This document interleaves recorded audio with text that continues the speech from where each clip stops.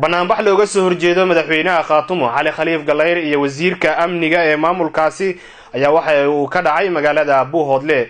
wariyahayaga Maxamed Karaama ayaa warbixintan inoo soo diray. banaanbaxan ballaaran ee maanta ka dhacay magaalada Buuhoodle oo lagaga soo horjeeday madaxweynaha maamulka Khaatumo Cali Khaliif Gallayr iyo hadal dhawaan ka soo yeedhay wasiirka amniga ee maamulka Khaatumo Kaasi Cabdi Yuusuf. banaanbaxan ayaa waxa ka soo qayb galay bulshada kala duwan ee ku dhaqan magaalada Buuhoodle ayagoona iskugu yimid barxadda weyn oo ka dhisan yahay taalada beebeega ee magaalada Buuhoodle.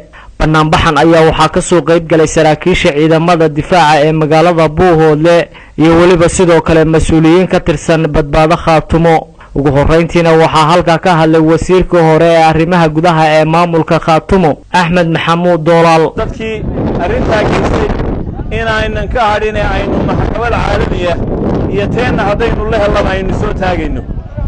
marka aad iyo aad baad ugu mahadsantiin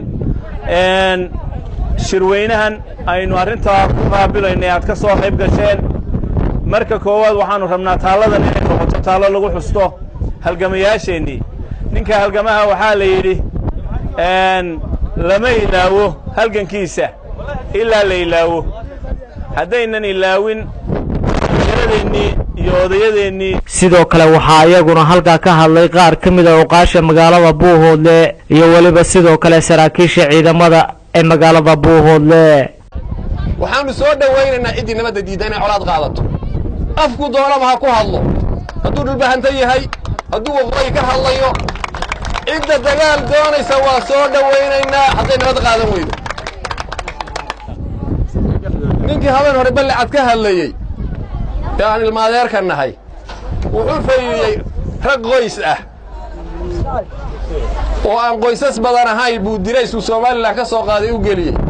wuxuu yidhi waxaanu midaynay heshiiska iyagii arda sababe ee Soomaaliland iyo Khaatumo ee ahaa cidii naga hortimaada in lala dagaalamo ciidamadii Soomaaliland iyo ciidanka Khaatumo waan diyaarinay buu yidhi. waxaan aqbalayn buu wax shiro lagu qabto Buuhoodle. waxaan aqbalayn cid tashata. waxaan leenahay waxba kale la isku fogaan maaye. ودر وابوه بلعد وابوه قدر وابوه بلهرع وابوه ninka laga sheeganaya haduu baqo nasiibki waa tagayna hadii Allahay wallahi hada naftana laga qaadin waa tagayna hadii Allahay ma ku tala galo ragii laha iyo kuwii dhalay iyo 10 kun oo ilaa maalinta kacayba jooga ma soo gali kartid food adiga iyo waxaad wadato midna ma iman karo. waxa yimid Cali Khaliifow maalintii lagu doortay ayaa la yiri Khaatumiya khiyaana kala jira. waan maqli waayay anigu dadkii kugu daba haraaday baan ku jiray. maalinta tiri saaxiibka Istilaanyo yaan anigu ka go'aan qaato. Cali Khaliifow waad nashir qooshay oo waad naxayaamaysa. laakiin waanada tayba dabadood la qabay xaaladda yadu. Cali Khaliif oo wada gariiraya cadifadayda dhan baa kacsan. ragga iga dambeeyaan ninnu garanaya cadifadayda dhan baa kacsan. Cali Khaliif aaminaada ma jirto. hadal yar oo la isu sheegaya ma jiro. hoosu hadal ma jiro. markaan chief caaqilkii ay waxaan sheedinayaa war wuxuu yahay marka hore Soomaaliya Sanaag iyo Cayn dad isku mid ah jooga.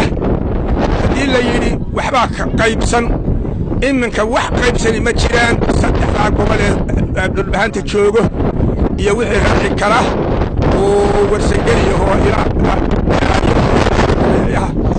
laasqoraya intaasi waa wada soconaa. weligeen laynama gubaysan iminkana layna gubaysan maayo.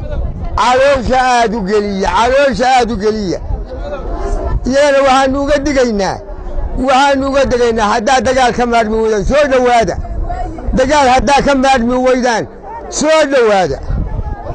iyagana intaas Cali Khaliif maalintii aqalka fuulayaan waryaab tagi kara ee looga baxay aqalka waa ku khasaaray.